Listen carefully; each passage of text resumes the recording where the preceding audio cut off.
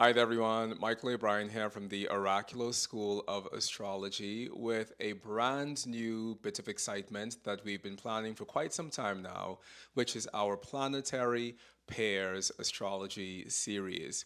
In this series, I'm going to go through all of the pairs of classical planets as well as all of the pairs of classical points within our astrology. And I should clarify classic because when I'm referring to classic, I'm not just referring to the seven planets in the Chaldean order, which are Saturn, Jupiter, Mars, Sun, Venus, Mercury, and the Moon, but I'm also referring to pairs that include Uranus, Neptune, and Pluto. This is something I've been wanting to do for quite some time, and honestly, I was trying to think about a type of content to come out with that really resonated deeply with me. And as I looked around the astrological kingdom, I saw other people coming out with video series on the 12 signs of the zodiac. But if you've been listening to me for a while, you know that I'm not really a 12 signs of the zodiac sort of astrologer. So I really was very apprehensive. I don't know if that's the word, but I was really stressed out about this thought of coming out with something that I felt would have more of an individual touch, but I definitely did not want it to be the 12 signs of the zodiac. And while I can talk about the 12 signs of the zodiac for quite a bit, I can wax poetic about the signs of the zodiac as well. I think that in terms of where astrology should be moving towards the future, instead of centralizing the signs as a major piece of our interpretation, we should be trying as an astrological community to understand the planets in a deeper, more intimate way. And that's what this is about. This series on the planetary pairs is all about teaching you what it means when two stellar factors come together and what the combinations of those stellar influences actually indicates. Now, if this is your first time joining us here on the Oraculos Podcast, I just want to invite you to take a moment and hit subscribe wherever you find us across the internet, whether that's YouTube, Apple Podcasts, or Spotify.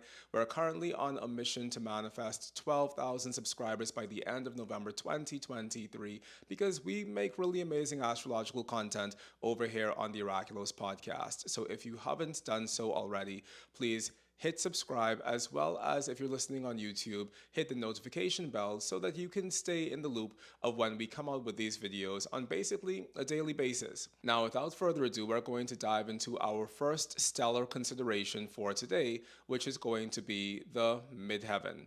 Now, there is a little bit more ado because the reason why we're going through with this planetary pair series is in preparation for our upcoming Uranian Astrology for Practicing Astrologers intensive, which begins this coming January 2024.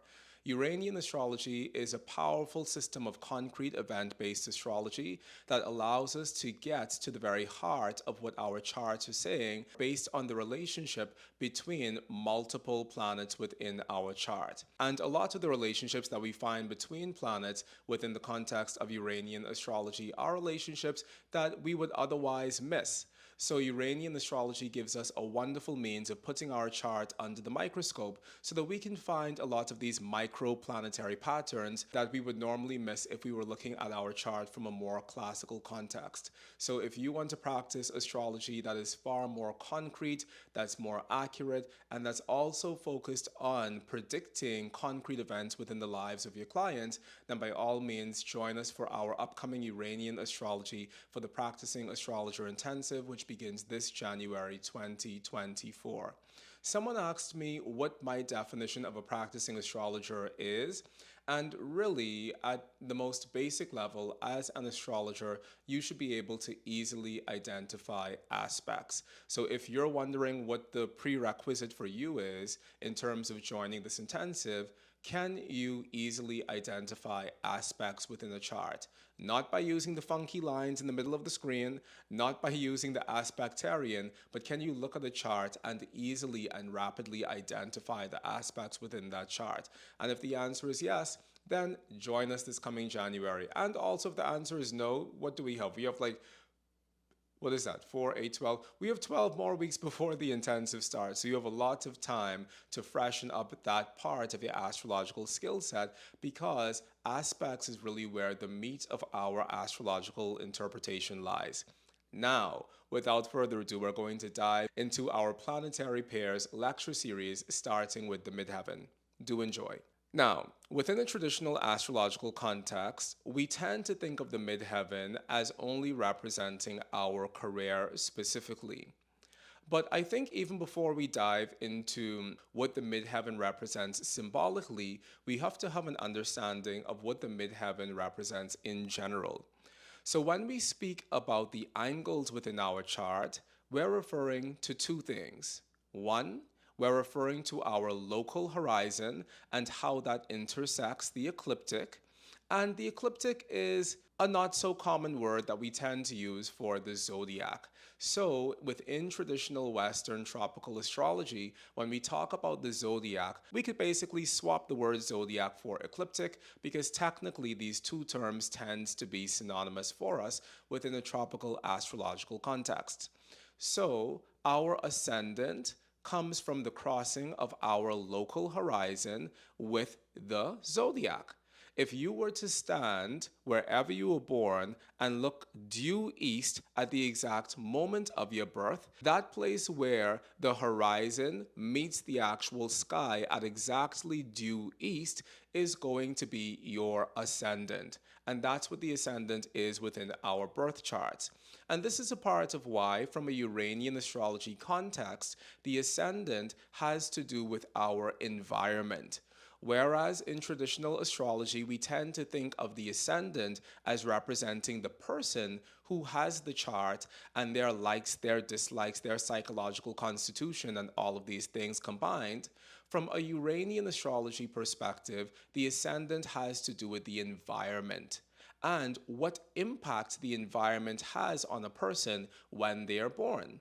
And it's because that just kind of makes sense.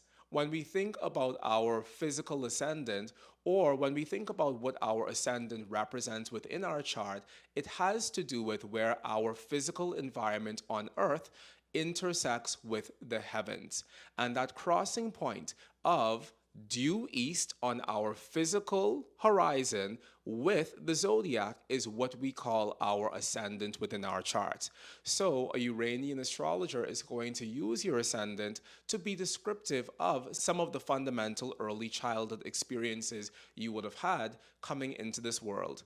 Which is why very often when people have a planet that is exactly conjunct their ascendant, that planet is very often descriptive of the home environment that they came from.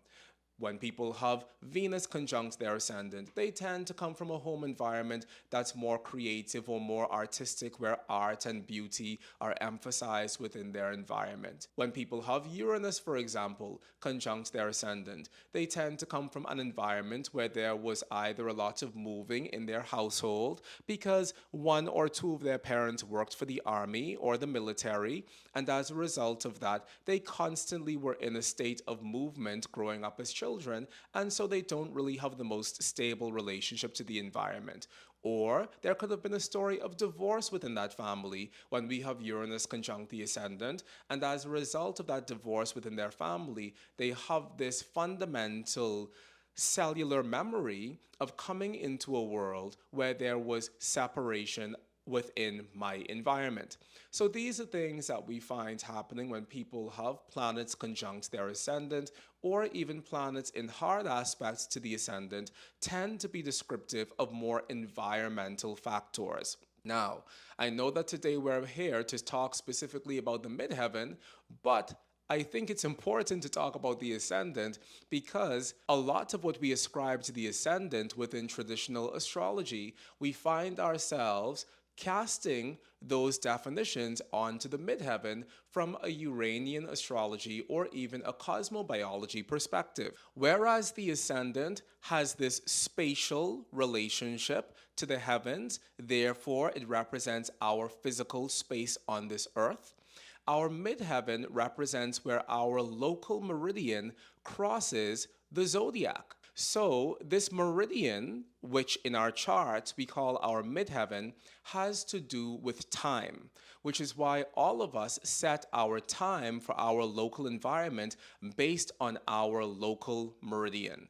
So, when we speak about time zones, what we're really referring to is what local meridian does your specific city or country correspond with? Well, not necessarily country because countries can be huge, but what local meridian does your specific city correspond with? And when we talk about the midheaven, that midheaven is our local meridian at the exact moment of our birth, casted within our astrological charts. So, whereas the ascendant has to do with our environment, the midheaven has to do with time. It has to do with the exact moment that something occurs. Therefore, between the ascendant and the midheaven, the factor that is closer to the soul and the psyche of who all of us is going to be the midheaven. Now, this might be a shock, especially if you're specifically only familiar with the midheaven as a factor that's meant to represent your profession or your vocation within this lifetime. But the reality is that when we have planets that are directly conjunct our midheaven or in hard aspects to our midheaven, the reason why we tend to gravitate towards the professions that those planets indicate so strongly is because we tend to gravitate towards the things that are most like us. So if you have Venus conjunct your midheaven and you find yourself going into a profession that has to do with dance or art or beauty or entertainment or interior design or graphic design or something to that effect, then it stands to reason that the reason why you're gravitating towards those professions is because you yourself are a very Venusian person. It's because you live your life as an expression of art. You want to create beautiful, harmonious connections between yourself and others, and that's a part of how you're naturally moving through the world. You might be a bit of a pacifist. You want to always create a state of peace and a state of calm and a state of tranquility, because to live in the opposite of that might feel very harsh to you and to your nervous system.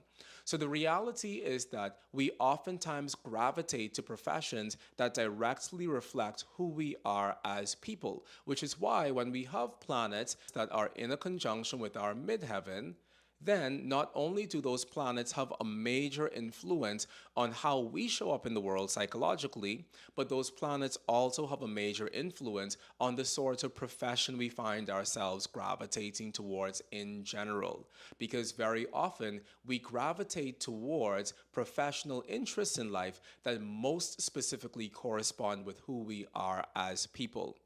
So, I'm going to be talking about the midheaven today, but I'm also going to be talking about the midheaven in combination with multiple planets and how those planets not only show up within our lives from a psychological perspective, but I'm also going to be talking about how those planets show up within our lives from a potential vocational perspective so that we can have a full body of information regarding how to interpret hard aspects to our midheaven and how that manifests our soul and psyche within this lifetime.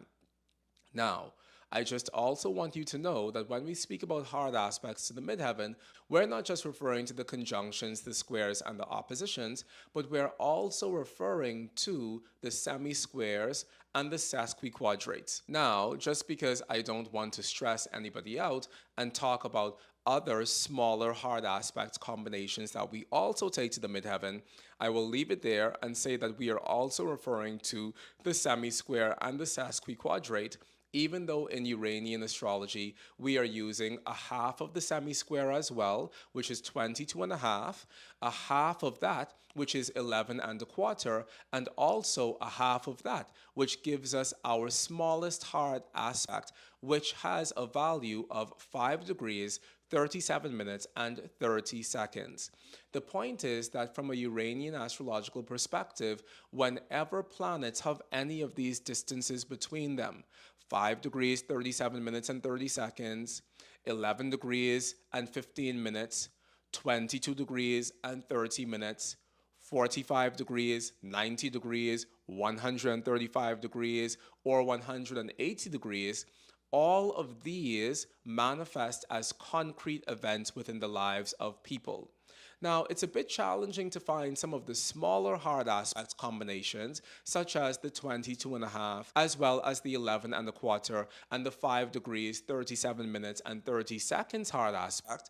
So, I usually, when I'm trying to ease people into the topic of using a broader field of hard aspects within their astrology, I usually suggest that they start by integrating semi-squares and sesquiquadrates into their astrology, because those things tend to be very easy to identify. And if you would like to have our Oraculos cheat sheet for locating these hard aspect combinations within your chart, if you're not currently familiar with how to identify the semi-square and the sesquiquadrate, then you can sign up for our newsletter over on our website, and you will have free access to all sorts of content, including our Oraculos cheat sheet.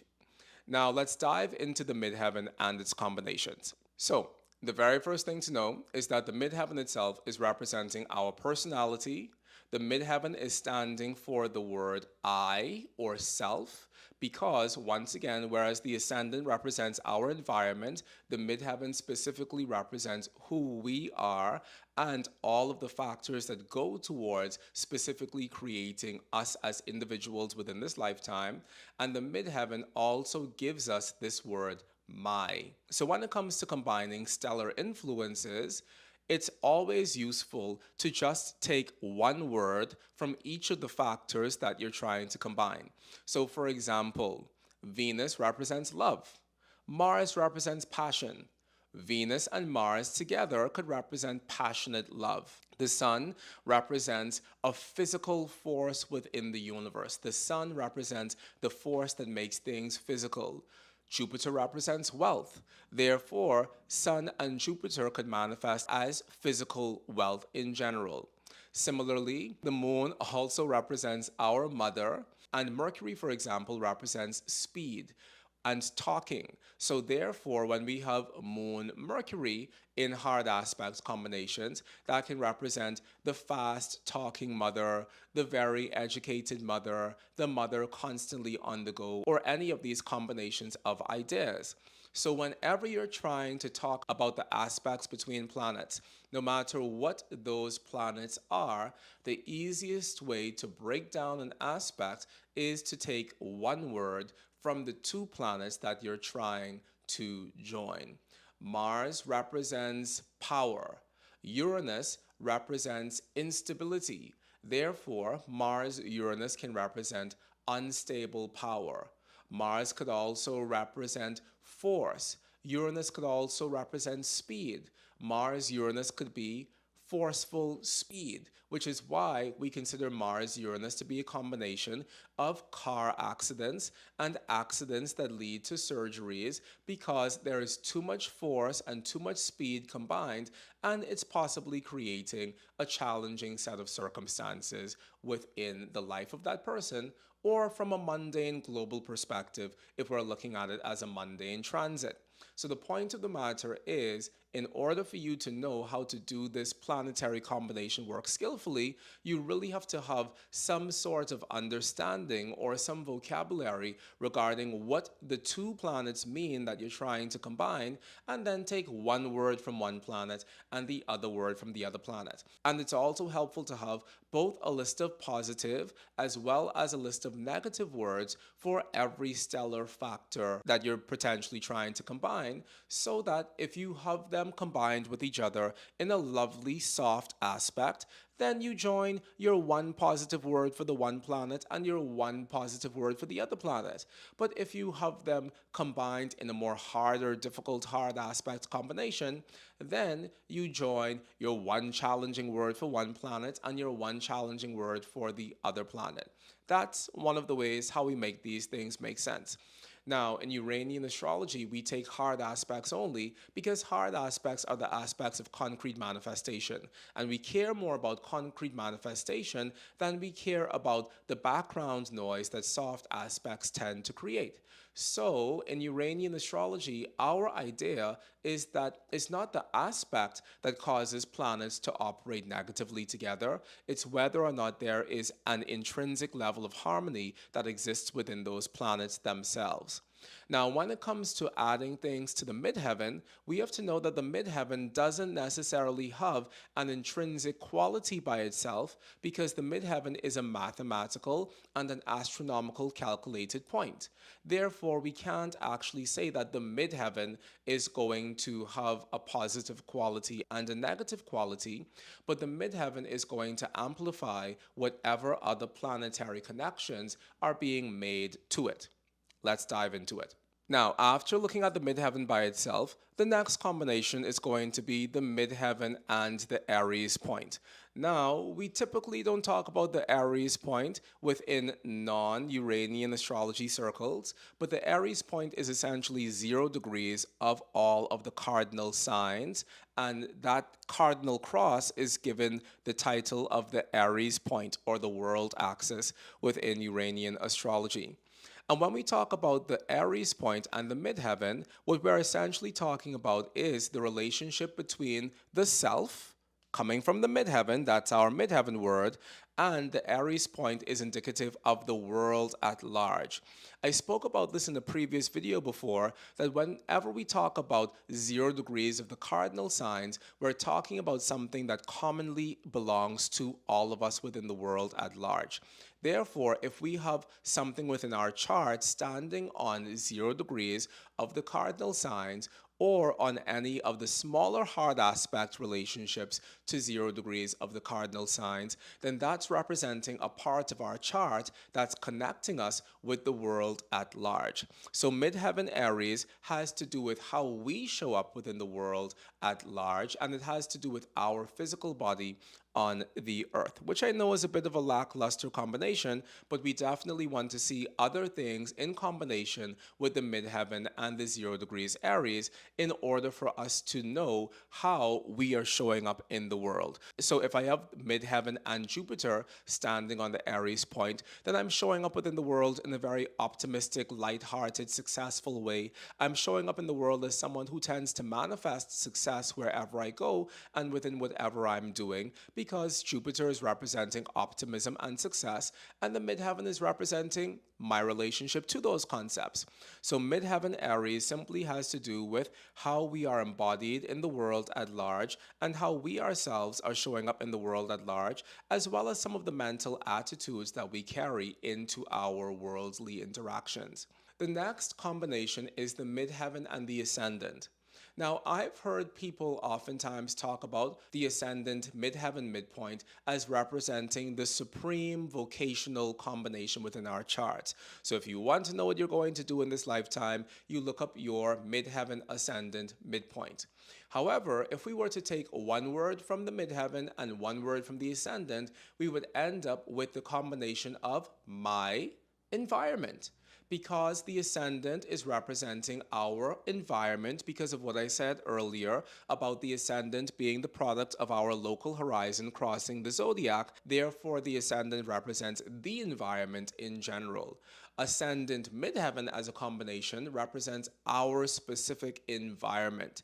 So very often when we're working with midpoints, if you have something standing on your ascendant midheaven midpoint, then that thing can oftentimes be descriptive of your physical environment within the world at large. So we find not only do we have the ascendant representing the environment in general, but midheaven ascendant is specifically representing my environment.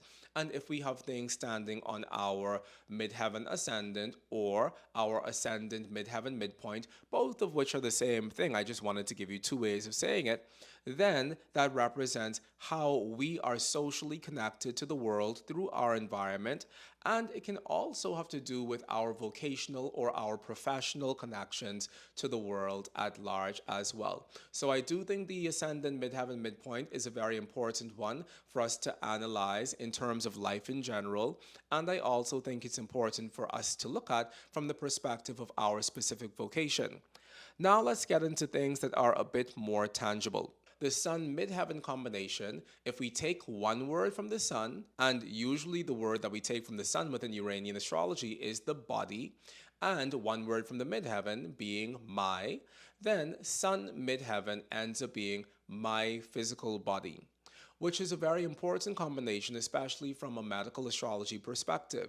So if you're practicing medical astrology within a Uranian astrology context or a cosmobiology astrology context, then the Sun Midheaven midpoint is a very important one for you to investigate from the perspective of understanding what's going on with your physical body within this lifetime.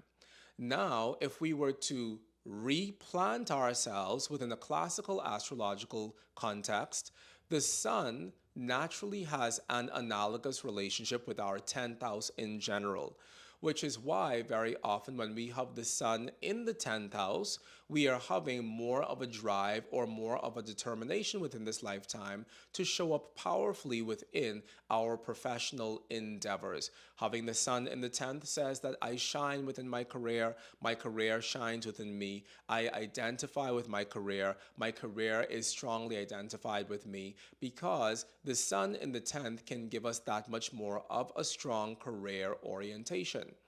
Now, Sun in the 10th house is slightly different from having Sun conjunct the midheaven. And the reason for that is because when we speak about the midheaven, we're not referring to the entirety of the 10th house, we're specifically referring to that exact degree in the zodiac where our local meridian crosses the zodiac. And therefore, Sun conjuncts the midheaven also has to do with us having a sense of solar prestige that we take into the world at large. It has to do with the projection of our ego into the world at large. And Sun midheaven also has to do with us projecting our goals, our personal goals, our personal desire for fulfillment, our personal desire for embodiment onto the world at large, which is why Sun Midheaven is such a strong combination from a vocational perspective, because it says that my understanding of myself is to be a projective being within this world. And if I'm a projective being in this world, I can't keep silent. I can't just keep it to myself. I want to radiate. I want to express. I want to express my body and everything that's within me within my world at large. So Sun Midheaven as a combination has to do with us having a very clear sense of what our mission is in life, and also us having a very clear sense of self-actualizing. And the reason why I use the word actualize in terms of the Sun is because from an esoteric perspective, the Sun has to do with the very psychic substance within our universe that allows all of us to become individualized and in radiant expression. And without the solar principle, then it stands to reason that we would all just melt into some amorphous mass of jello and we would disappear as far as our individual sense of self were concerned. So very often when we have the Sun and the midheaven in hard aspect combinations, it can represent us having a very clear sense of what our goal and what our mission and what our primary objective of focus is within this lifetime.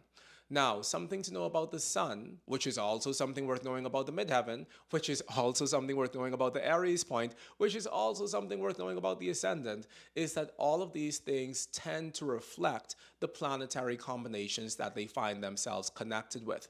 So, Sun midheaven means all of the things I said a while ago, but it definitely means more if we have Mars combined with that combination. If you have a combination of Sun, Midheaven, and Mars, the thing that stands out the most within that is the Mars. And the reason for that is because, technically speaking, the Sun represents a blank canvas that appropriates unto itself whatever it is in connection with. And the Midheaven also represents a blank canvas that appropriates unto itself whatever it is in direct connection with. A blank canvas plus a blank canvas doesn't make a painting. So, in order for us to understand what or how our sun midheaven combination is manifesting within the world, sure, the things I've already said about sun midheaven make sense, but we also want to see what else is directly plugged into that by hard aspect, because the sun and the midheaven will amplify or magnetize the presence of those things within our lives based on the planet that is in connection with them.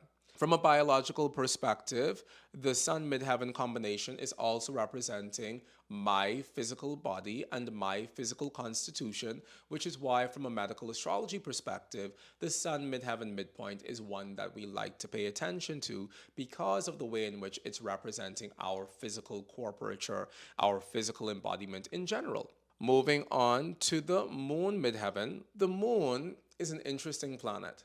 Because from a mundane astrology perspective, the moon is representing the vox populi, or the voice of the people in general.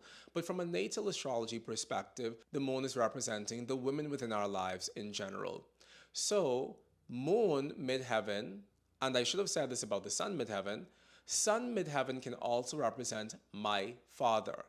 So, from the perspective of domestic astrology or familial astrology, when we're looking to tell what the family dynamic is within a person's particular family, investigating the sun midheaven midpoint can give us insights into that person's father, because the sun is representing the father from a traditional astrological perspective, and the midheaven, once again, the word from the midheaven is my.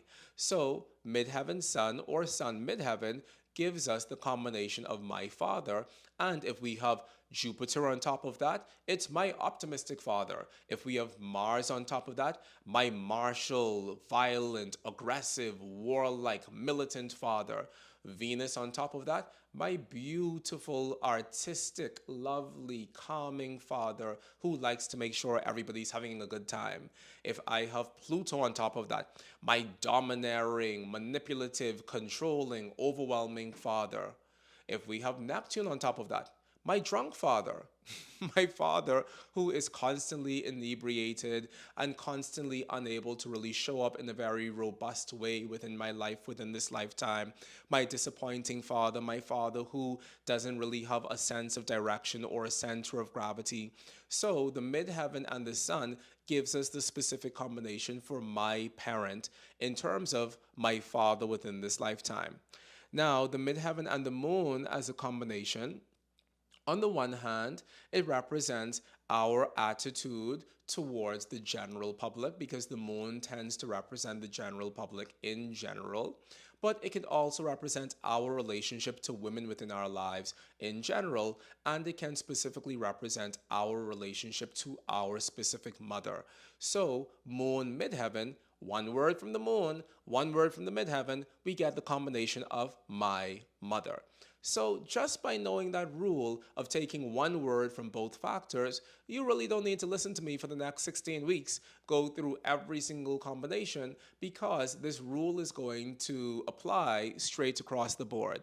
Take one word from the midheaven and one word from the moon. Now, that doesn't mean that you should only have one word for the midheaven and one word for the moon. We need to have multiple words. At the minimum, you should have 10 midheaven words. And as I say that, I'm putting myself on the spot, because Mychal, Bryan, do you have 10 midheaven words? Let's see. Myself, me. Well, I guess all of those technically are the same word, but let's go with them. So we have my, we have personal, we have vocational, we have personality, we have soul. That's 5 words. Take a deep breath. I don't even have 10 midheaven words. We also have our spiritual connection to the cosmos in general. And if the zodiac is representing the cosmos and the midheaven is representing this moment when we're born, then the midheaven also represents our spiritual connection to the cosmos in general, which is number 6. We're going for it. The midheaven also represents our mission, because if you have an idea of what your spiritual connection to the cosmos is, you also have a clarity in terms of what your mission is within this lifetime in general. We have 3 more to go, and I don't know if I'm going to do it. But another word that we get from the midheaven is going to be our objective, our personal objective, which, fine, you might say that's very similar to your mission, but we also get our sense of objective. Another word we get from the midheaven is direction, our sense of direction. Maybe I'm just using synonyms at this point, but it doesn't matter because we need to find 10. And the last word that we get from the midheaven is going to be our spiritual purpose within this lifetime. Maybe I said purpose already, but let's just move ahead. The point is that it's a worthy astrological exercise to make sure that you have 10 words or 10 concepts for every stellar factor.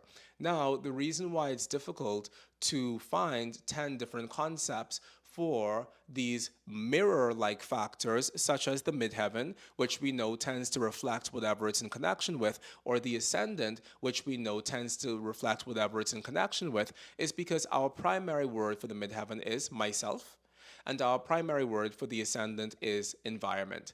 So probably you don't need 10 words for the midheaven and the ascendant, but you do need to have 10 words for all of the other stellar factors that exist. So the next thing that we have is the midheaven moon, and once again that's representing our specific mother. It's also representing a deep sense of sentimentality that we have within ourselves. Very often, people who have the moon and the midheaven in any sort of hard aspects combination tend to be people who represent a maternal role within the lives of their community.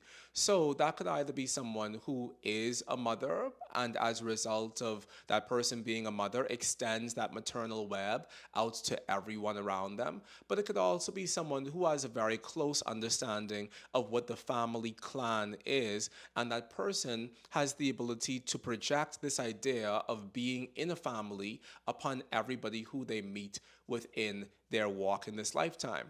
So having the moon midheaven could also represent somebody who is a professional mother, someone who takes care of people professionally, someone who is having a deep sentimental connection to the world around them, and therefore everybody becomes their personal responsibility and everybody becomes someone for them to nurture. So all of these things represent these ideas. Having the moon midheaven could also be someone who knows how to feed people. The moon is also representing food in general and how we nourish ourselves. So sometimes having the moon and the midheaven in hard aspects combination can represent us knowing how to feed people in the world at large, which is why sometimes we find this combination also within the charts of professional cooks or chefs. So all of these things make sense for that. It has to do with having an appreciation for the home, the family, the domestic life in general.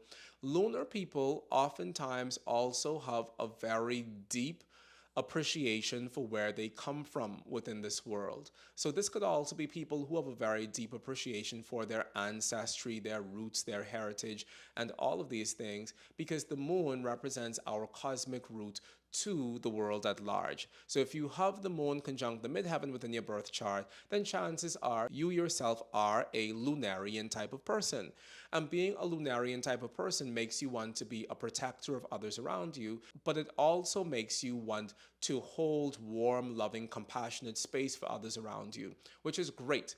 The downfall of being a loner person is that we tend to be very moody, because in the same way as the moon fluctuates, we ourselves fluctuate. And that can be a bit of a problem for us within this lifetime. It can create a sense of unreliability, especially if all you have going for you in your chart is the moon midheaven. Then chances are, yes, you do love everyone. Yes, you do take care of everyone. But because you're so deeply connected to your emotions and to the non-tangible parts of yourself, then moon midheaven can also sometimes indicate that we aren't necessarily the most reliable people in the world, because we roll out of bed one morning with all good intentions, and then by the time as we start brushing our teeth, we fall into a pit of depression.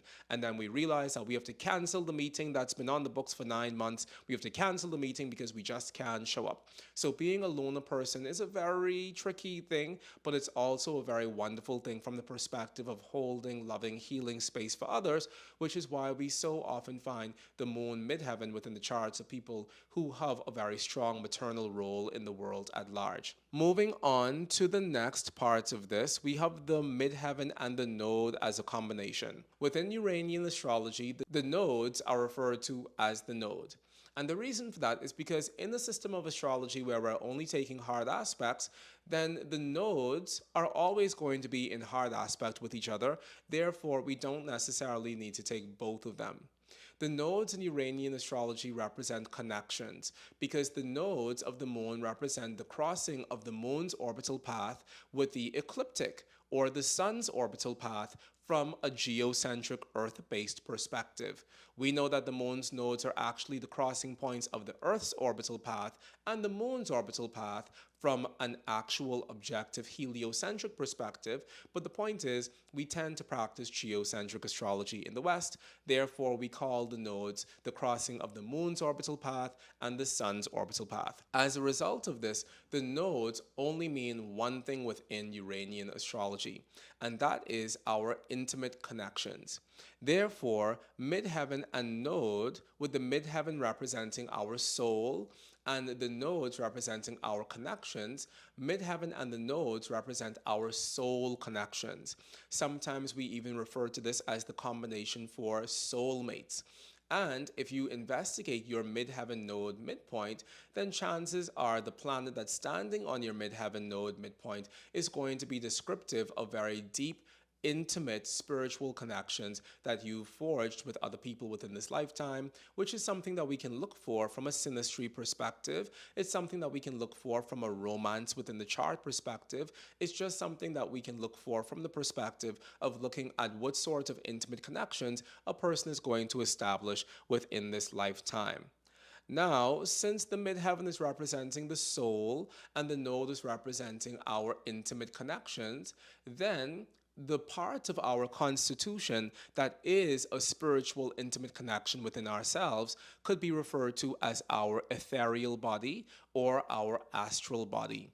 So the midheaven node combination is also representing the non-tangible astral body that all of us have within this lifetime, or the most spiritual part of our being. Moving on to the midheaven Mercury. Midheaven Mercury is interesting because midheaven Mercury has to do with my talks or my talking to myself.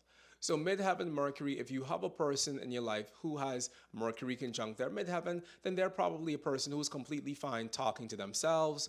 They're probably a person who's completely fine being in a monologue, because chances are those people have this very deep and this very rich internal communication system going on within themselves that they don't really tire from the sound of their own voice, basically. So that is one way how the midheaven Mercury can manifest. Midheaven Mercury can also manifest as someone who knows how to do very granular work and someone who knows how to do very granular work in a very quick and a very efficient way. That's another thing that we find with people who have the midheaven Mercury combination. These could be people who talk for a living. They could talk within the context of their work and within their profession. All of these things are indicative of people who have the midheaven and Mercury in hard aspect relationships to each other. Midheaven Mercury also has to do with people who are working within the communication industry. So journalists and broadcasters and radio show hosts and TV hosts. Having the Mercury conjunct the midheaven could be something that we find within the charts of these people, or having Mercury in hard aspect to the midheaven as well. Now, midheaven Mercury can make a person very opinionated, and as a result of that, sometimes they can make their circle around them smaller as a result of them holding on to opinions that are probably not necessarily the greatest opinions to have in the world. And it doesn't matter whether or not they're the greatest opinions to have in the world. The point is that those opinions belong to those people. And when people have midheaven Mercury, they deeply identify with the opinions that they hold. This can also represent a lack of self-criticism, or not being able to fully look at oneself and say, hey, I think that I could have done that thing differently, because the midheaven Mercury creates a very insular way of thinking, and it doesn't necessarily allow for much else other than that. So these are some of the drawbacks that we find when we do have the midheaven Mercury in combination with each other. Now, from a physical perspective, the midheaven Mercury combination is representing our brain, our mind, our nervous system in general. And that's how that shows up biologically within us. Similarly, the moon midheaven combination is representing our gut, our digestive system, our stomach specifically, but the moon midheaven is also specifically representing the womb within the charts of women. So, moon midheaven is representing the stomach as well as the womb, whereas Mercury midheaven is representing our nervous system, our specific physical nervous system in general. So if we have afflictions to our Mercury midheaven midpoint, then chances are we also have a nervous system that tends to be afflicted as well. Now, moving on to the next combination, which is the midheaven Venus. Midheaven Venus is a very lovely combination, especially for people who work within the artistic field. And arts look like anything that allows us to make a more beautiful world around us, which is a part of why therapy and counseling also, in my opinion, deserves to be in the artistic realm of fields that Venus represents, because Venus has to do with being a go-between between people, and not the same way how Mercury represents being a go-between who just rallies or who just relays the message between people, but more so to be a go-between in terms of smoothing the path between people. A Mercury midheaven person doesn't have the tactfulness to smooth the path between people. They just know how to relay the story that they've been given. Whereas a Venus midheaven person is going to go out of their way to smooth the path that exists between the people who they're trying to create some system of mediation between, because the Venusian person lives their lives as a work of art. So that is one type of art form. Other types of art form that we find manifested through the Venus midheaven combination could be art in terms of visual art, performing art, musical arts, theatrical arts. All of these things also fall under the domain of Venus. Now, Venus midheaven also has to do with our own hopes for love. Therefore, if we take one word from Venus, or rather one concept from Venus and one concept from the midheaven represents my, and the Venus represents love sentiments. Therefore, midheaven Venus has to do with our personal love sentiments. While I don't usually look at the midheaven Venus midpoint within the context of investigating the topic of romance, from the perspective of the natal chart, it stands to reason that I should be looking at the Venus midheaven combination, because Venus midheaven has to do with our desire for love, our desire for intimacy, our desire for romance. My specific relationship to relationships largely comes from the Venus midheaven combination. Venus midheaven also has to do with feeling balanced in general, which is a part of why Venus midheaven is corresponding with the pituitary gland within the human body. And the pituitary gland, to a very large degree, is controlling many of the vital functions that we have going on within our bodies, and it is largely responsible for helping us maintain a state of equilibrium and homeostasis, which once again, we could say that the pituitary gland is playing a very large role in terms of maintaining an aesthetic sense of balance within us. So Venus midheaven is also having to do with the pituitary gland from a biological perspective. Now, moving on to the Mars midheaven combination. Mars midheaven has to do with our work. Our Martian word is work, and our midheaven word is my. So Mars midheaven has to do with my specific work that I'm doing within this lifetime. My goals, my aims, my objectives, my ability to be independent, my ability to be a leader, my ability to be on the front line, my ability to not hide in the shadows.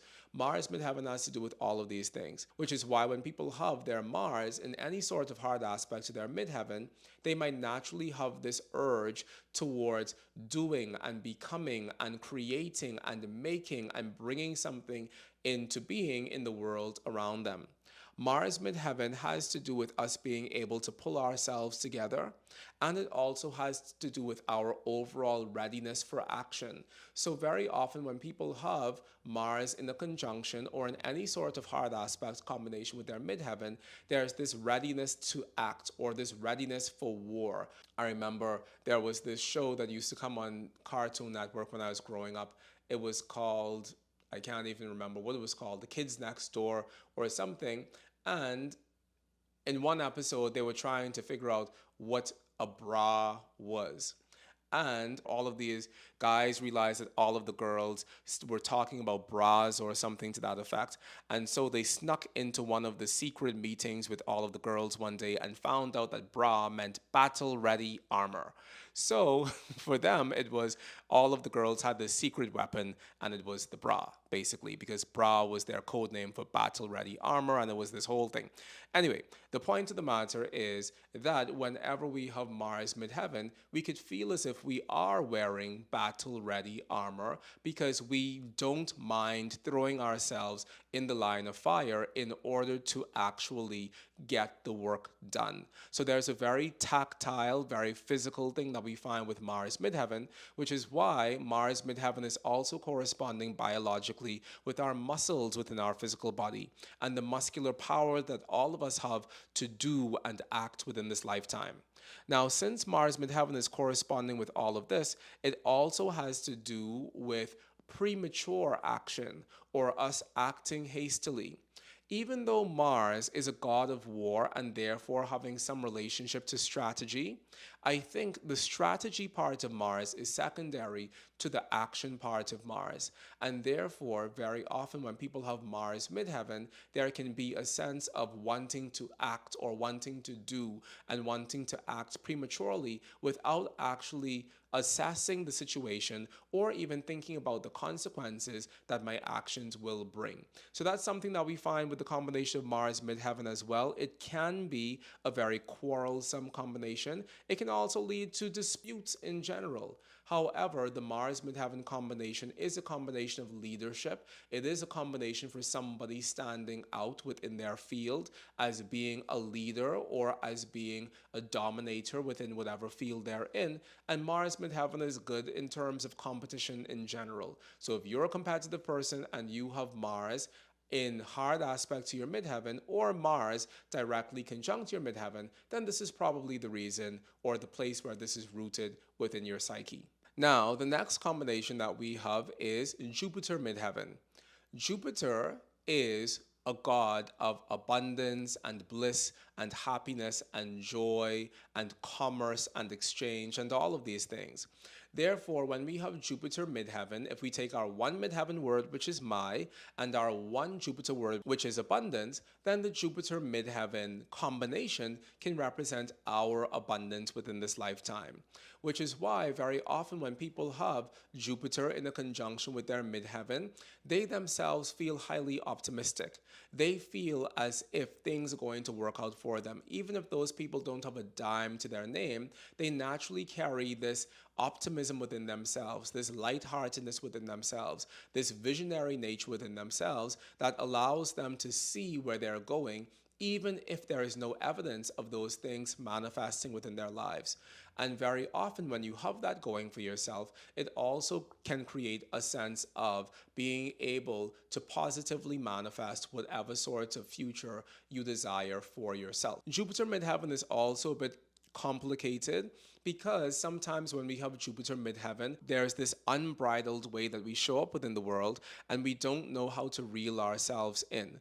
So Jupiter midheaven can have to do with overpromising, overcommitting, being overly optimistic, overly placing our trust and our faith in others because we just trust that other people are going to be as upstanding as us. And sometimes that can lead to a sort of extravagance in living that isn't really justified. And for the Jupiterian person, they don't necessarily need to justify their extravagance in living because that is just a way of life for them. However, in a world where things cost money and in a world where there are always consequences for our actions, the Jupiterian person or the person who has midheaven Jupiter needs to learn how to reel it in more often than not. Jupiter midheaven also has to do with our specific attitude towards money, which is why very often Jupiter midheaven is representing our specific wealth within this lifetime. If you have a planet that is directly conjunct or that is in some other way in hard aspect to your Jupiter midheaven midpoint, that can possibly be indicative of one of the ways in which you are accessing wealth within this lifetime. And it could also possibly be indicative of one of the ways in which you're losing wealth within this lifetime. The Jupiter midheaven combination is also a combination of generosity.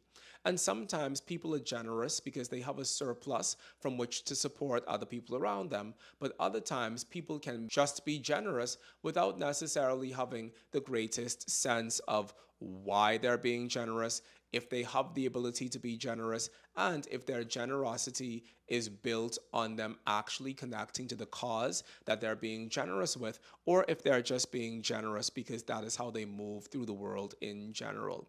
So sometimes when we have Jupiter midheaven, we do need to have more discretionary awareness about ourselves so that we aren't overcommitting, overpromising, and overdoing things in general that we probably would have done differently if we approached the world with a greater spirit of sobriety. So that's the Jupiter midheaven combination. Because we know that Jupiter is our greater benefic from a traditional astrology perspective, Jupiter midheaven bestows good health on all of us. So it's a lovely combination from the perspective of being able to avoid very large health challenges or very large health crises, because Jupiter midheaven is a combination that tends to bestow a very good or a very high amount of health on all of us when we have this in hard aspect within our charts. The next planet that we have is Saturn midheaven. Saturn midheaven is a very depressive combination. Saturn midheaven is a combination of hindrances and depression and responsibility and feeling as if the entire weight of the world is falling on our shoulders. Very often when we're having Saturn midheaven, even if we don't have Saturn in direct hard aspect to the ruler of our ascendant, or even in hard aspect to anything else, if we have Saturn midheaven, we can tend to show up in the world in more of a heavier, lethargic, pessimistic state. Saturn midheaven is a combination that we find within the charts of people who have a chronic ongoing depression, or people who tend to be self-deprecating, or people who tend to not think that they're worthy for very much in life. Because Saturn midheaven makes us feel as if I haven't earned it, then I'm not necessarily worth it, which could be a very challenging thing because there is a lot in life that we don't necessarily have to earn. We shouldn't have to earn the love and the affection of our parents. We shouldn't have to earn the love and the affection of our friends and of our community. And okay, maybe our conduct is how we earn love and affection from these people. But the point of the matter is there are some things that should just be ours from the perspective of being human beings. Love, affection, respect, care, all of these things should just be part and parcel of what it means for all of us to be human beings within this lifetime. However, very often when we have the Saturn midheaven combination, it makes us feel as if I have to kill what I eat within every sphere of my life, which means I have to earn my meals within every sphere of my life. Now, this can make someone a very hard worker. It can make someone a person who loves the thought of getting up and digging their heels into the work that they have in the front of them, but it can also create a very exhausted personality, and it can also create a very taxed and a very overburdened personality, because for that person, to a very large extent, a lot of the softness or the sweetness of life may be missing from their personal experience. So someone's asking in the chat, what orb do I use? When it comes to traditional astrological aspects, I tend to use a 5 to a 7 degree orb in general. So for all of these planetary combinations, when we're talking about the midheaven, you could think of using a 5 to 7 degree orb in general. However, when we're talking about midpoints, for example, such as having a planet on our Saturn midheaven midpoint, we tend to only use a 1 degree orb for midpoints, and sometimes even less. So the point of the matter is that in general, the tighter the orb, the stronger the aspect, period. And also, the tighter the orb, the stronger the aspect. I think that's the most important takeaway we can gain, especially the tighter the orb as far as hard aspects are concerned. When it comes to soft aspects tend to be more facilitative, meaning they don't get in the way of things, whereas hard aspects tend to be more causal, meaning they actually create the circumstances for specific concrete events to unfold within our lives. And very often, when we look at a chart, the soft aspects tend to be the background noise. The hard aspects between celestial factors more specifically represents the concrete realities of what those factors indicate within the life of that person. Soft aspects facilitate things in happening, hard aspects cause things to happen. You might have transiting Jupiter in the trine relationship to your natal ascendant and nothing happens, but when you have Jupiter in a conjunction, opposition, square, semi-square, sesquiquadrate to your natal ascendant, that's when you choose to get up and go on a long vacation or a long voyage around the world. Soft aspects facilitate, hard aspects create, which is a Bryan original. So the midheaven Saturn is wonderful from the perspective of us being able to take on more responsibility on our shoulders. If you have midheaven Saturn, you were probably born into a life where people said things to you like, oh my God, you're so mature. Oh, you're wise beyond your years. All of these things because the world thrusted you into positions where you naturally had to take on more responsibility on your shoulders from a young age. This is very wonderful from a managerial perspective. It's very wonderful for people who know that they are the glue of their organization, and as a result of that, they do have to keep the organization together. All of these things are good. And I think the challenging thing with the Saturn is that the Saturn can create a state of loneliness and isolation. And the Saturn can also create a sense of us being restrained or us having too many duties on our shoulders.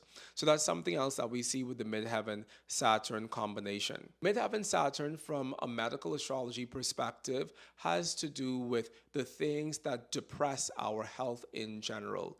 So midheaven Saturn has to do with the feeling of getting sick. We could take our one Saturn word, which is heaviness, and we can take our one midheaven word, which is my, and that becomes a combination for my specific heaviness or my specific burdens or my specific hindrances within this lifetime. And more often than not, the hindrances that we find coming from Saturn tends to be hindrances of our physical bodies. Because Saturn is representing our bones and our skeletal structure in general, midheaven Saturn can also be representative of our skeletal health. And when I say midheaven Saturn, I'm not just referring to the midheaven floating around within your birth chart and Saturn floating around within your birth chart. I'm referring to this combination of stellar influences as a specific midpoint. So if you want to learn more about how to work with midpoints within your astrology, which I highly support you doing and I highly suggest you learn how to do, then you can join us in our upcoming Uranian Astrology for Practicing Astrologers Intensive, which begins this January 2024, because that's when we learn not just how to interpret the combinations of two planetary factors working together, but that's also where we learn how to interpret these combinations when they show up within various midpoint structures. So everything that I said about midheaven Saturn applies. It has to do with slowing down. It has to do with us being more ponderous. It has to do with us feeling deserted. The midheaven Saturn can be a bit of a tricky thing, but it definitely shows that if we're placed in a role of authority or if we're placed in a role of responsibility, this is one of the indications that we will definitely show up for our responsibilities and for our work, which is probably a little bit challenging as well, because being a midheaven Saturn person can indicate that we are emotionally inhibited. And I think being a Saturnian person in general can represent our emotional inhibitions or our emotional hindrances, or it can say that we don't really have the most emotional intelligence in the world because the emotional life of who we are as people doesn't necessarily correspond with Saturn as a planet. So Saturn tends to focus on the details, but very often we lose our humanity when we focus just on the details themselves. So the midheaven Saturn combination can be something that sterilizes us in a sense, not just from the perspective of our reproductive capacity, but also from the perspective of it causing us to move through the world in a more sterile surgical way that causes us to not necessarily take into consideration the thoughts and the emotions and the feelings of people around us, which could be a wonderful thing if you are a manager and you have to focus on the bottom line. But it can be a very cruel and a harsh thing, especially when brought into intimate relationships. Sometimes midheaven Saturn people, and I dare say sometimes Saturnian people in general, they know how to do all of the things that represent love, but they don't actually know how to express love. They know how to buy you the house and the car and put a roof over your head and make sure that you have an allowance so that you can put food on the table. But when it comes down to saying, I love you, and genuinely meaning it from a deep, vulnerable place, when it comes down to saying, you matter to me, I care about you, and saying things that soften some of that showing up and turns it into more of a sense of a human relationship, those things can be a bit elusive to the person with the midheaven Saturn and to people who are very overly Saturnian in general. It can show up as I can do all of the responsibilities, I can do all of the work, I can clean up your feces if you are sick in the hospital and you need somebody to change your diapers, but I'm probably going to struggle when it comes to telling you I love you, which is a stressful thing because we would assume that the person cleaning up our feces when we're in the hospital bed in diapers is doing it from a place of love and care and consideration, but sometimes we might see all of the evidence of that care without actually hearing words that justify or words that confirm that that care exists within our lives. And you might be saying, well, hearing people say they love you is a first world problem because at least you have a warm meal on the table. Be that as it may, the reality is it's nice to actually hear that we are loved from people within our lives, and chances are the midheaven Saturn situation could not be the most responsive in that sort of way. It's wonderful for doing the things that represent love, but not necessarily wonderful from actually articulating love in words. Next up, we have the midheaven Uranus, and midheaven Uranus has to do with my speed. And so people who have midheaven Uranus are the consummate multitaskers. They want to work in the sales industry. They want to work in an industry where they're having to go door to door. They don't want to sit down behind a desk 24/7. They don't want to feel as if they're bound to this material world in a way that prevents them from moving. They want to be flight attendants. They want to work on the cruise ship. They want to be airplane pilots. They want to move. When you have midheaven Uranus, it creates a sense of wanting to get out and go and be in the world and do all of the things, because midheaven Uranus has to do with my desire to move, my desire to be mobile, my desire not to be held back, basically. All of these things are what we find with the midheaven Uranus combination. Midheaven Uranus is also tending to be similar to a Mars midheaven combination. And I think it's worth noting that one of our glyphs of Uranus actually looks a lot like Mars. It looks like Mars with the circle at the bottom, with the dot in the middle for the sun, and with the arrow pointing upward. And so there is this very close relationship between Mars and Uranus in general. So very often, people who are having the midheaven Uranus are people who are asserting themselves strongly or showing up within the world and speaking their mind and speaking their independent truth without necessarily taking into consideration the impact that has on other people around them. That's also a very Uranian sort of thing to do, but it could also represent that that person could find themselves being a little bit edgy at times and always on edge and always waiting for the next ball to drop because the midheaven Uranus is a hypervigilant and not necessarily a hypervigilance, but midheaven Uranus is a hyperreactivity. So there's a sense of that person always being on the edge of their seat to react to something or to say something or to assert themselves or to do something because that can be how the midheaven Uranus is manifesting. Midheaven Uranus people also tend to be very counterculture. So I dare say this is also an astrologer's signature because of the ways in which astrology also tends to be a countercultural endeavor. So midheaven Uranus is representing our ability to access revolutionary thinking, our ability to access a way of thinking that's out of the box, that completely catches people off guard. And midheaven Uranus also has to do with our ability to see beyond where we currently are. And as a result of that, that can make a Uranian person be an outcast or an outsider in society because everybody else can see the same thing, but you can see something different. And even if what you're seeing is something amazing and wonderful and creative and divine, and even if it does represent the next evolutionary step that humanity should take, if you have midheaven Uranus, chances are you're probably expressing that in a way that doesn't actually give people the sort of time and space to assimilate what you've said correctly, and that can sometimes create more friction and tension within relationships than what is necessarily necessary. Midheaven Uranus is also a combination of sudden decision making, and we know that sudden decision making very often leads us down the wrong direction.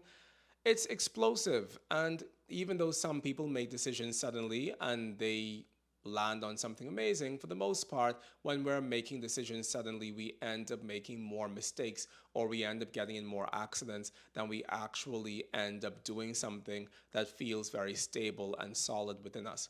So that's something to know. As a result of this, midheaven Uranus, while it isn't necessarily indicative of anything within the physical body per se, midheaven Uranus could have to do with a sense of nervousness or a sense of nervous tension and anxiety that we hold within ourselves. It has to do with this hyper reactivity as well, which can also be based on a more anxiety prone part of ourselves. It's also the combination of impatience and some of the things that we unleash within our lives as a result of our own impatience. So there can be something very compulsive about Uranus with the midheaven, but this is also part of what makes it so electric and so exciting to be around as well. So all of the planets have things about them that are really, really great, and they also have things about them that are really, really not great. Midheaven Saturn, responsibility, you're going to show up and feed your family. Midheaven Uranus, excitement. You're probably not going to show up to feed your family, but you'll probably send them money in the mail because you want to go out into the world and be your own person and be your own independent agent within this lifetime. So everything has a positive side and a negative side. And whenever it comes to interpreting how a planetary combination is manifesting within someone's life, we also need to see all of the other things happening within their chart as well, which I think is very important because we can't just look at one thing within an astrological chart and derive the entirety of meaning regarding what's occurring within that person's life, which is a part of why I'm so anti signs of the zodiac. And it's also part of why I'm so anti this oversimplification of the human soul and psyche and really rooting that within the sun sign or even the sun and moon sign or even the sun, moon, and rising sign. Because when we focus on these broad categories that whittles us down to 12 signs of the zodiac, we cut off a much larger technical, nuanced part of ourselves that actually is where the depth of meaning regarding who we are resides. So the point of the matter is that we need to understand planets and how they communicate with each other, because only understanding the signs of the zodiac just doesn't cut it. It shouldn't cut it within the 21st century, and it truthfully never cut it before the 21st century, and we really need to do better as an astrological community at speaking more of a planetary based language in general. So the point with this is midheaven Uranus is an interesting combination. It can be a combination for premature activity, it can be a combination for irate attitudes or being somebody with a very short fuse, but it's also a wonderful combination for somebody with a sparkling personality, somebody who can see revolutionary paths forward, somebody who knows what to do, not because they've studied the map and therefore know what to do, but because they're connected to something electric that exists within this universe that serves as their internal guidance system that specifically lets them know what their true north is at all times. And so we look at these people, and on the one hand, they're annoying because they fall down, but they always seem to fall in such a way whereas they fall in a pot of gold, or they fall on a good experience, or they fall in a way where they don't necessarily seem to suffer the same sort of consequences as the rest of us around them. But we also look at those people for inspiration and for insight and for some sense of how we ourselves should also move towards futurity. Next up, second to last, wow, we did it. And I hope these videos stay on YouTube forever and ever, even after I die, so that the people can have this information. So the next combination is the Midheaven Neptune combination. I'll tell you all the good things about it first. Midheaven Neptune is something that we find within the charts of pharmacists. It's something that we find within the charts of marine biologists, people who work with water in general. Midheaven Neptune is kind of the combination that we find within that. It has to do with working within watery chemical professions. I don't personally feel as if Midheaven Neptune specifically has to do with working within the medical industry, even though that could be a thing as well. But more often, what we find with people who are working within medicine specifically, at least from a Uranian astrology perspective, at least from my Uranian astrology perspective, is we find something like the Neptune node within their chart, Neptune having to do with sick people, node having to do with intimate connections. So Neptune node representing sick people within my lifetime, and the midheaven on top of that. Midheaven equals Neptune node could be that I am interacting with sick people within my environment.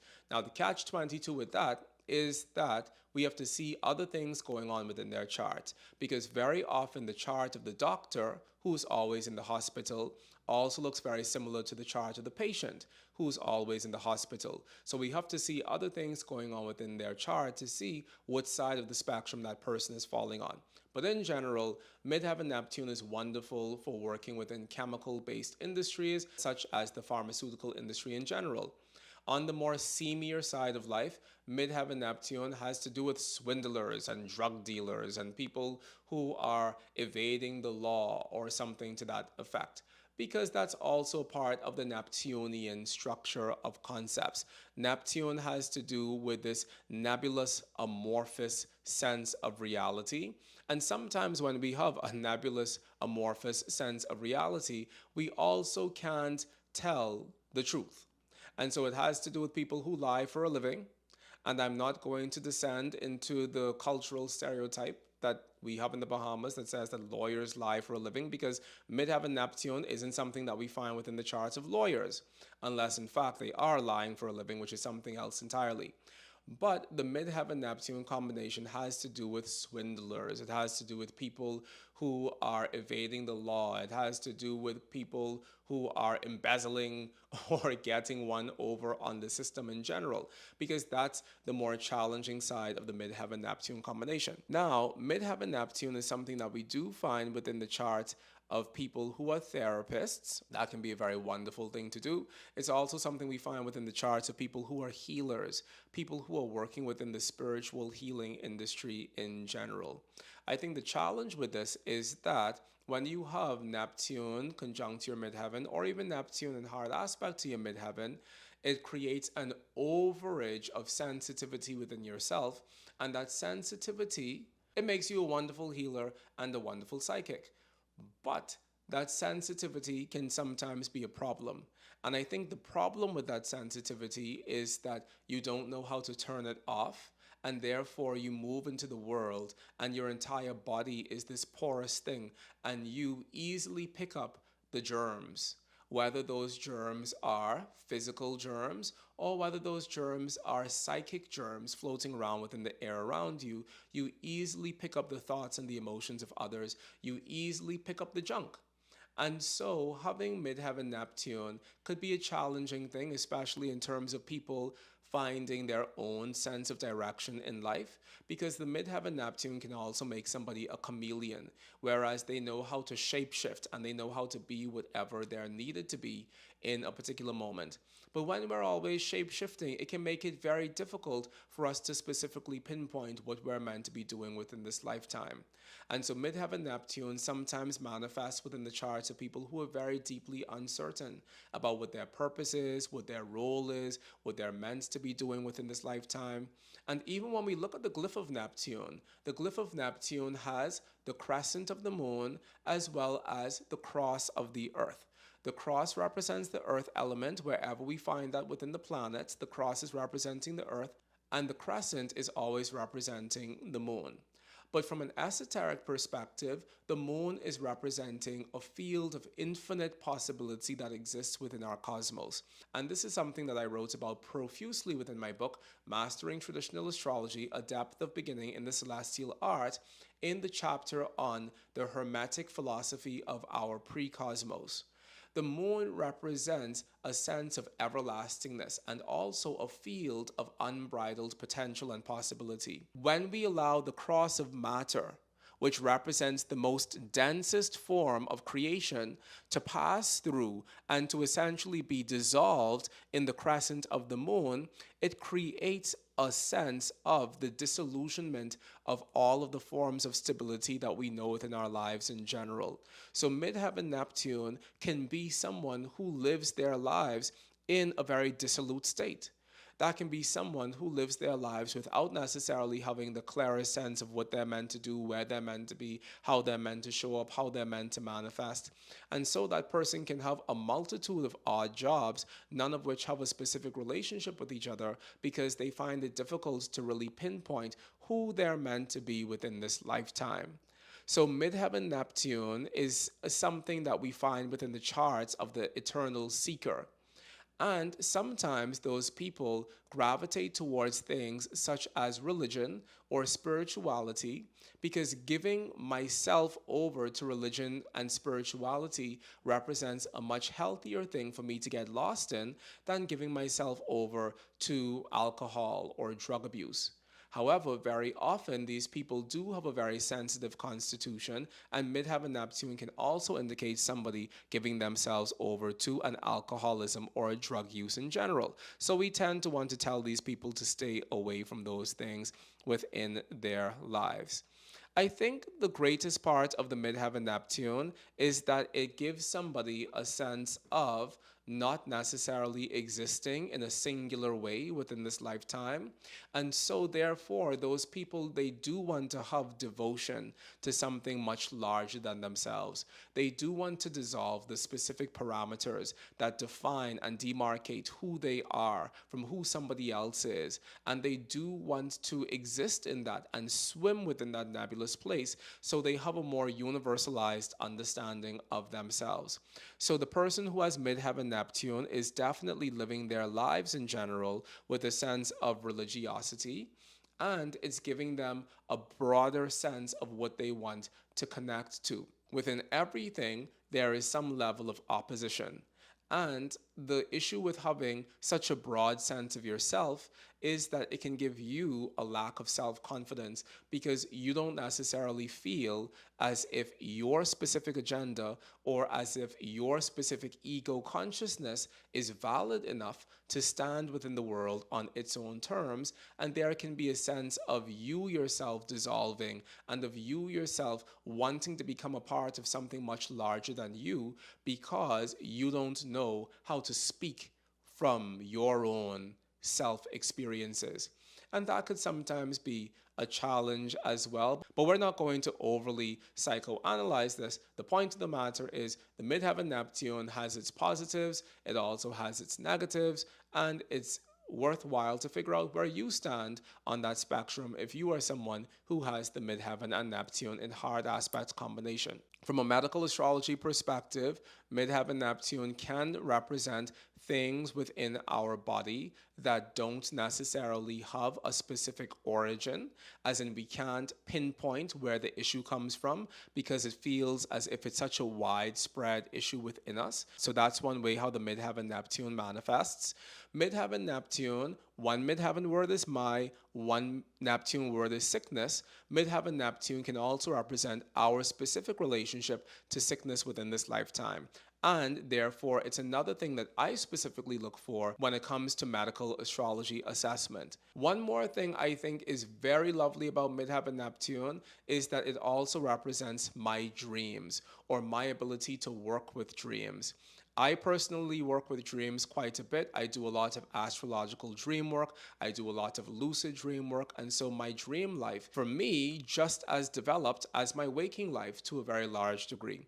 And so, Midheaven Neptune can also represent somebody who has the ability to dream in a very vivid and a very lucid sort of way. And as a result of that, they understand the landscape of dreams far better than other people. And they can bring those dreams to reality within the world around them in a very positive way. So I think Walt Disney, and I never reference the charts of celebrities, but I do think that Walt Disney had a very strong Midheaven Neptune connection, whether within his chart or by declination. And we see that he created a world of fantasy that existed within himself for other people to also participate in. So Midheaven Neptune has its positive sides, it also has its challenging sides, and it's good for us to have multiple ways of looking at this combination. We have Midheaven Pluto as being our final planetary combination. I'm not sure when it happened, but at some point since Pluto's discovery in the year 1930 until now, Pluto has become associated with this concept of fate and with this concept of destiny, which is why the Pluto node connection is oftentimes representing fated connections or very powerful spiritual connections that we have within our lives or that we form within our lives that are meant to transform the entire shape of our lives forever. That's something we find with the Pluto node connection. And I think in general, very often when we look at the Midheaven and Pluto in connection, it represents this intersection between our personal lives and a larger system of destiny that our specific lives is meant to plug into. If we had to take one Plutonian word, we could use my favorite Plutonian word, which is initiation or metamorphosis. And we can take one Midheaven word, which is my. And when we bring Midheaven and Pluto together, we get my initiation or my metamorphosis. And so Midheaven and Pluto in combination, it oftentimes represents periods of extreme evolution that occur within our lives, where it feels as if our lives are being catapulted or pushed from one period of initiation into another period of initiation. And it can feel as if life happens to us very quickly. It can feel as if we are forced to grow, because Pluto represents forced growth as well as abnormal growth as well. So sometimes when we have Midheaven Pluto, it can feel as if we are forced to grow, we are forced to mature, we are forced to evolve, we're forced to pass through the various stages of life very quickly because we are forced to show up in the world in a particular way that holds more power, and therefore we need to know that we can hold the sort of power that's being thrusted onto us. Very often when people have the Midheaven Pluto combination, they navigate the fine line between powerlessness as well as power. And within their earlier lives, they could have experienced a sense of great overarching powerlessness within many of their connections, and therefore they grow up to reclaim a sense of personal power in terms of what they find themselves doing professionally. When we find people who are representing authorities or very famous people or the masters of their fields, those people very oftentimes have hard aspect combinations between the Midheaven and Pluto. And the reason for that is because the Pluto story, it sets a person up to have such a great level of adversity within their earlier lives that they vow to themselves that they will attain the highest success. They vow to themselves that they will attain the highest mastery. They vow to themselves that they will become the specialist within their industry who nobody else can hold a candle next to. So that's something that we oftentimes find when people have the midheaven Pluto in combination. It represents a desire to be important. And very often, that desire to be important is rooted within a larger feeling within their youth of not having importance, or of not having a sense of social esteem, or of not being able to be seen fully by others around them. So the midheaven Pluto is a very strong combination, it's a very potent combination, and it's also something that can be a bit overwhelming for people because it sets that person up to have such a huge level of stress within their lives and within themselves to excel and to be the shining star within whatever arena they find themselves in, that it could feel like an overbearing taskmaster operating within myself that isn't really allowing me to rest because I have to be the best. So that's something that we find with the midheaven and the Pluto combination. I think another part of this that's important to talk about is that Pluto can sometimes represent the greatest hindrances within our lives. If you have Pluto in your 10th house, whether Pluto is conjunct your midheaven or not, if you have Pluto within your 10th house and at the same time the ruler of your 10th house is doing very poorly within your chart, say for example, the ruler of your 10th house is Mercury in Pisces, retrograde, conjunct the South Node in your 12th house, then instead of that Pluto pushing you in the direction of becoming the best and attaining a large level of public recognition and success, that Pluto can represent the largest hindrance that you find manifesting in your life that serves as a sense of a cosmic blockade towards your ability to manifest a high level of achievement or success within this lifetime. So sometimes when people have midheaven Pluto, especially when the ruler of their 10th house is doing poorly elsewhere within their chart, it can represent a sense of being blocked from a high level of career attainment or from a high level of career achievement by some forces far greater than yourself. And you look around and you see people who are far less intelligent than you running circles around you and able to attain their highest height within this lifetime. And then it begins to seem as if, wait, it isn't a matter of me not knowing enough, but it feels as if there's actively something standing in my way from a cosmic perspective that isn't allowing me to move beyond this point, or that isn't allowing me to grow beyond this very real and rigid ceiling that I find myself pressing against. So Pluto represents both these things. Pluto can represent abnormal growth, but Pluto can also represent a feeling as if the gods themselves are standing in the way of that particular area of our lives manifesting. And we may not understand why.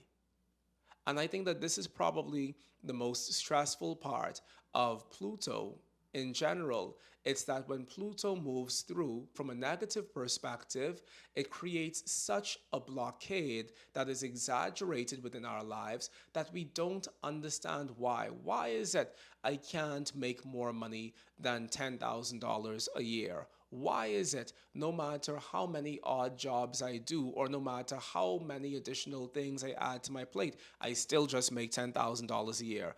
Why is it I can't get pregnant again? There is nothing wrong with me from a physical perspective that's standing in the way of that occurring.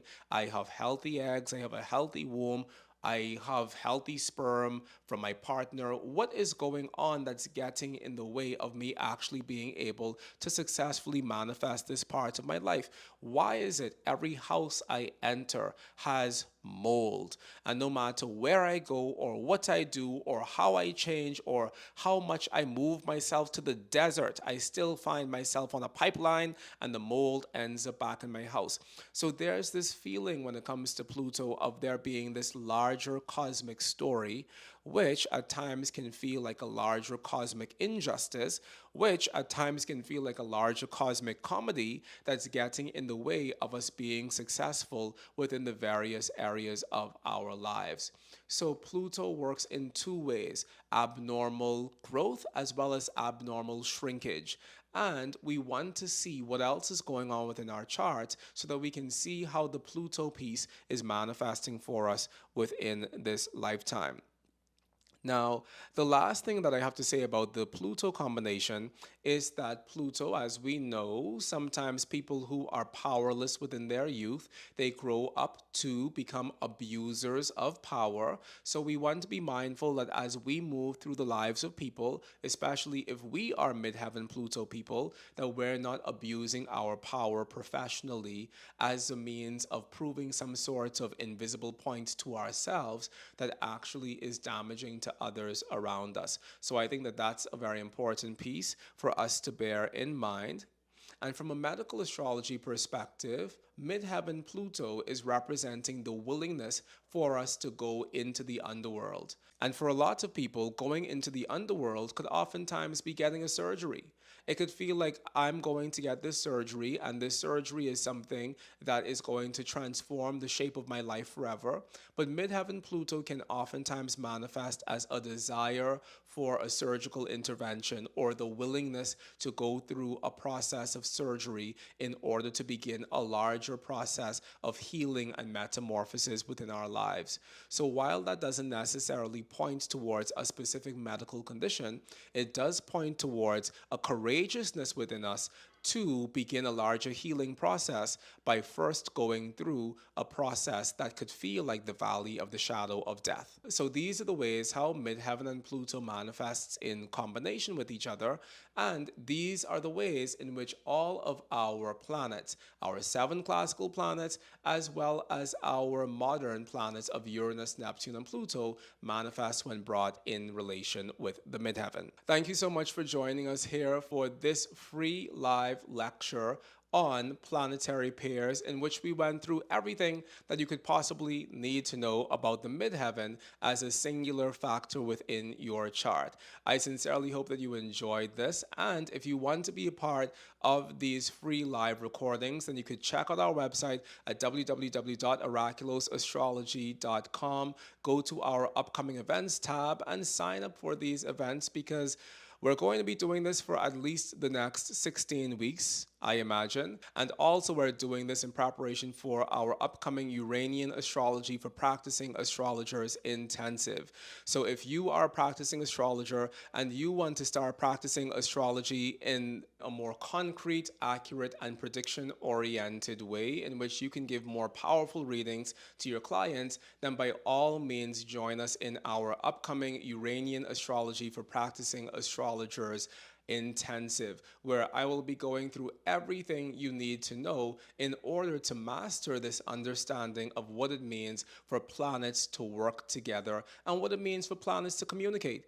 Even if you don't want to be a Uranian astrologer, but you just want to develop a deeper system of understanding how to work with aspects between planets in your own astrological practice, then this intensive is something that you don't want to miss, because that's all we're going to be talking about within the first semester of this course, is how planets interact with each other through their specific aspect relationships. And while we'll specifically be focusing on the hard aspect relationships between planets, at the end of the day, if you understand the hard aspect relationships between planets from a Uranian astrology perspective, you understand all the ways in which planets interact with each other. So please do check out the link down below in the description box so that you can join us in our upcoming Uranian Astrology for Practicing Astrologers Intensive, which begins this January 30th, 2024. And as always, if you haven't already subscribed to the Oraculos Podcast, please take a moment, stop what you're doing, go down below and hit the subscription button, as well as hit the notification bell so that you can receive notifications of when we come out with these episodes on a daily basis. And also subscribe to us on Apple Podcasts as well as Spotify. Until next time, I'm your host, Mychal Bryan, leaving you in peace and love and hope until we meet again. Have a good one. Bye-bye.